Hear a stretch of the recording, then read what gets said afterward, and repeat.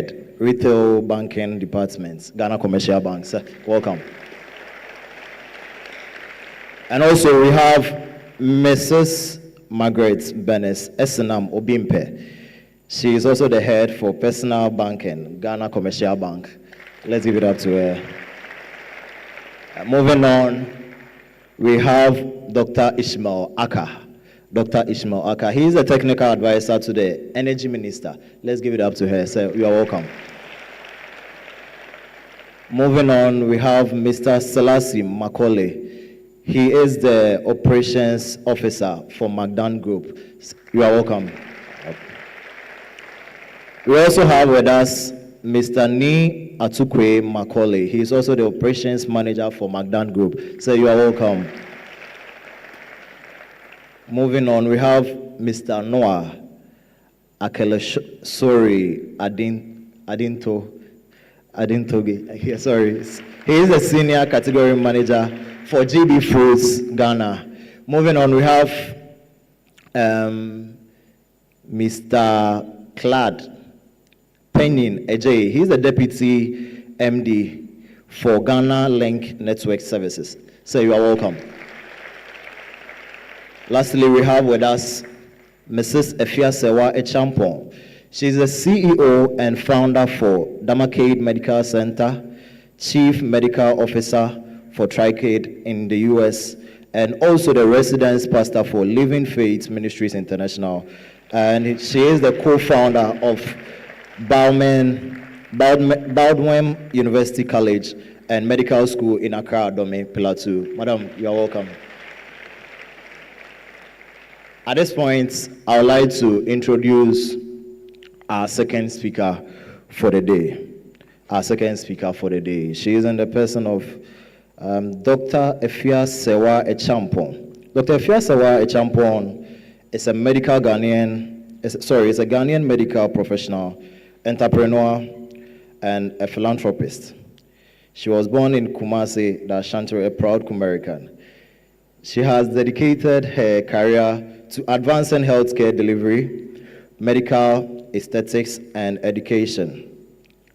Afia Achampong grew up in Kumasi, where she began her education at the Kwame Nkrumah University Primary School. She pursued her secondary education at St. Louis Secondary School, obtaining her GCE ordinary level in 1981 and advanced level in 1983. She moved to the United States to higher education and earned an associate in applied science and a Bachelor of Science degree from New York University in 1994. Her academic journey was marked by excellence, as she served as the keynote speaker at a graduation ceremony, an honor recognizing her achievements and leadership. Dr. Achampong later obtained a Doctor of Medicine degree in 2008 and pursued advanced training in aesthetics medicine, earning a postgraduate diploma from the London City and Guy's and European University. Dr. Achampong has a distinguished career in healthcare management and aesthetics medicine. She oversees 3 healthcare delivery facilities, where she develops and implements strategies, programs, and procedures for clinical services. Her role involves collaborating with management staff and boards to influence policy and strategic direction. She also directs the recruitment and training of healthcare physicians, ensuring the highest standards of patient care. Her entrepreneurial ventures. She is the owner and manager for Cyber Estates, and also she is the she is a consultancy. She owns the 𝗂𝗏𝗏 Consultant, and this consultancy places medical physicians in healthcare facilities as consultants, bridging gaps in healthcare staffing, and also Quantum Healthcare Staffing, that's DBA Nursing on Call, US, a healthcare staffing agency that provides skilled professionals to healthcare facilities, and also 𝗬𝗏𝗏𝗏𝗏, a medical aesthetics clinic specializing in non-surgical cosmetic treatments, offering advanced technological and medical solutions to improve patients' appearance. Philanthropy. Dr. Achampong is a co-founder of the Baldwin University Foundation, which provides scholarships to students from undeserved community. The foundation focuses on supporting students who faces financial barriers to tertiary education, embodying her commitments to giving back to the society. She is also actively involved with the Organization for International Development, which offers medical missions to undeserved communities in different countries worldwide. Through this initiative, she helps bring healthcare services to those in need, reinforcing her dedication to humanitarian efforts. Dr. Afia Achampong is married to Mr. 𝗂𝗏𝗏𝗏𝗏 Achampong.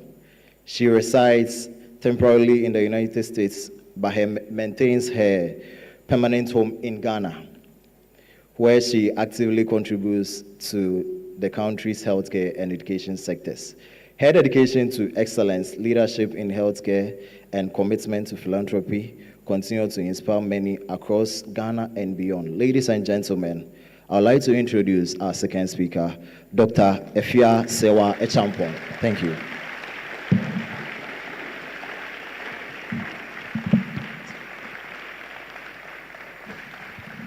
Good morning, everyone.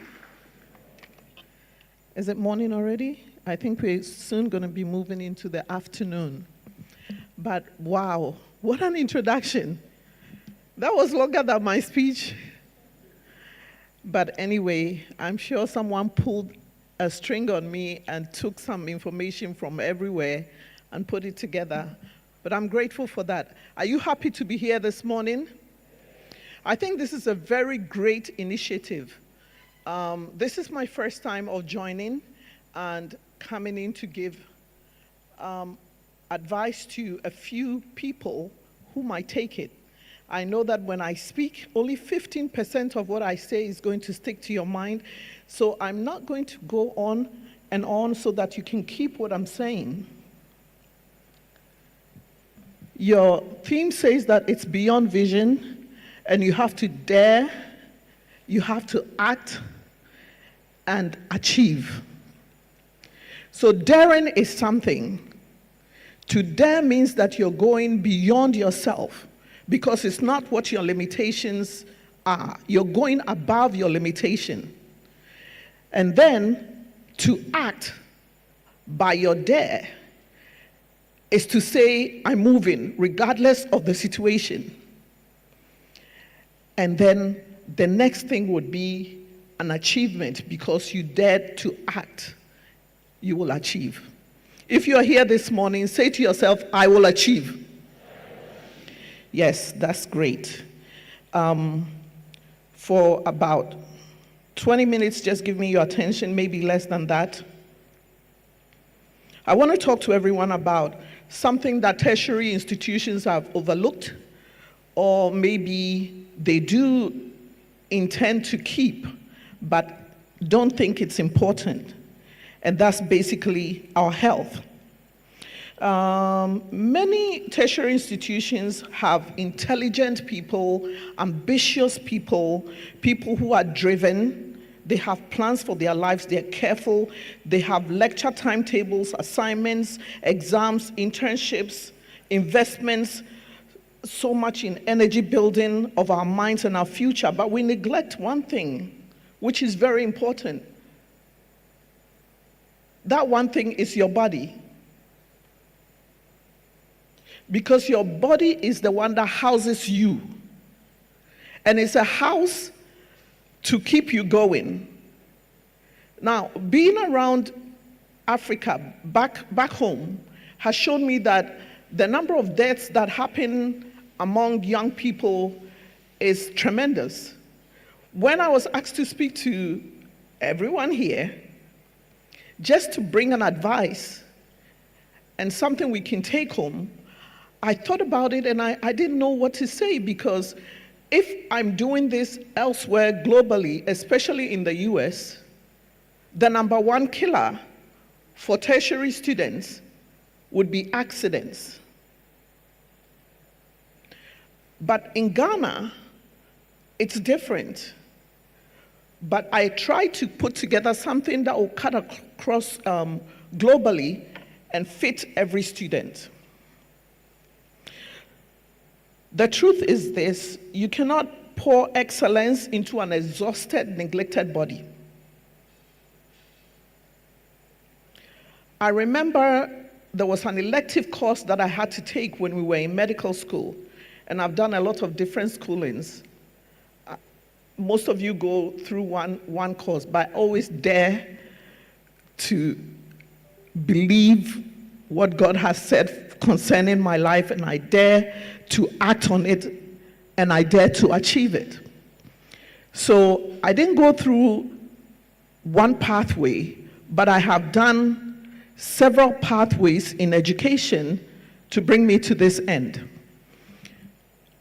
I'm hoping that by the time I'm done talking, we will understand that the body is something that we need to take care of, because when it's neglected, you can't make it. You need wisdom, that's number one, and then you need discipline. So the elective course that I was talking about that we took was to learn how we can let our bodies go with us through our education. And one of the things that we learned was how we can bring rest, how we can bring restoration, how we can bring repair to our DNA, because your DNA has to repair you for you to be able to even retain. Sometimes we think staying up all night is better than taking a power nap, because the power nap, what it does is that during that sleep and in your deep sleep, you repair your DNA. When you repair your DNA, you're actually putting your body, your ability to retain in a better position so that you can excel. On that note, understanding your body is something you need to trust, or your body as a trust. The first step to caring for your body is how you view it. Don't view it as it's not important. Most people are separated from themselves. They don't talk to themselves. What does Afia want today? Afia has to sleep today. If your body is calling for that, say, I'm giving you sleep. I'm giving you food. I'm giving you what you need. The body is a very important, and for even adults, not just the tertiary education people, whatever you are now, for the most part, besides your genetics, is how you've treated your body. Your body is a vehicle through which your dreams can be achieved. It is an important instrument for you to study and to serve others and to build a future. So what do we do? Number one, the discipline of sleep. Before I came, I thought about a lot of things. I said, what do I do in 20 minutes, or what do I do in 15 minutes to make an impact? Because mental health is a big thing. We don't talk about it, but there's a lot of broken lives and trauma among our children between 15 all the way to 40 years, very traumatic experiences for people growing up, things that happen based on our economical or cultural and exposures and where we've been. Not everyone is privileged. Some people are very privileged. But even the privileged have broken lives, because they can be so privileged that it dismantles some of the abilities that they need to do what they need to do. So mental health was on my mind, but I said, let me put that aside. Maybe another time we'll have a chance to talk mainly on mental health, because it's not spoken about so much. Now I think the exposure is coming, but a lot of people go through depression and anxieties. Traumatic experiences cause them to not think right, and they're underprivileged, underserved, growing up in difficult situations. That makes it difficult, again, to be able to think through or filter, because you cannot, if I give you something to think about now and I ask everybody the same question, I'll get a different answer from everyone. And why will I get the different answers? It is because everyone is going to give me an answer that they filter it through what they know, what they've been through, how they view it, and we're all not going to have the same view. And that is what happens when trauma happens. Some people are going to say, I don't trust people. You can, when the other speaker from GB Foods was speaking, she spoke about credibility. You may not be credible because of the trauma that you've gone through, and you don't even know how to stick to your word anymore, or you don't trust. So you're always suspicious of other people. But we'll leave that aside, and I want to focus on us just getting sleep as a discipline. So let's begin by how many students sacrifice their sleep. usually in the educational field, what is happening is that a lot of people feel sleep often feels optimal. Assignments pile up, exams approach, social life calls. Many people believe sleeping less means working harder. Well, I believe if your IQ is not like the other person, if yours is 70 and somebody's is 50, you're not going to be on the same page. Because some people, they just have to listen to the lecturer and go to sleep and they'll pass the exam. Some people, they listen to the lecturer and they have to read and they'll pass the exam. Some people, they have to record, they have to read, they have to rewrite and pass the exam. Some people have to do it for 1 hour and other people have to do it for 10 hours. So you have to know who you are, but we all can achieve the same way. Just knowing who you are will help you. But sleep is for everyone. We need to sleep. Sleep is not a wasted time. What it does is that it consolidates your memory so that you can take on the information that you're being given. Also, when you sleep, you repair your body. People who don't sleep have numerous medical issues because if you're not able to enter into deep sleep, your DNA will not repair. That's how God made us. The reason why we're not awake, He's the only one that's awake forever. But the reason why we sleep is to repair. We sleep so we can consolidate. We sleep so that our body will replug itself, re-download, and we're always being downloaded, or we are offloading and downloading from God. That's why we sleep. So sleep is important to everyone. Every human being sleeps. Whether you are a servant or you're a king, you sleep. Whether you're studying or you don't study, you sleep because your body needs to repair itself. Hormones regulate your mood and your appetite when you sleep. That's how your hormones begin to see, okay, this is what I need to do, check. This is what I need to do, check. All the checks are done, the checks and balances, and you wake up refreshed. The immune system is also strengthened. So people who don't sleep have a weakened immune system. So when illness comes, you can't hold it. A student who occasionally sleeps to 4 to 5 hours may be awake longer. But if you sleep less, you can't. So wisdom is calling us to aim at a better sleep pattern. If you know you can't make the 7 hours, at least try and get your 5 hours in. Maintain consistent sleep schedule. So being intentional about how you order your life is going to help you all the way through to the time that you need to work.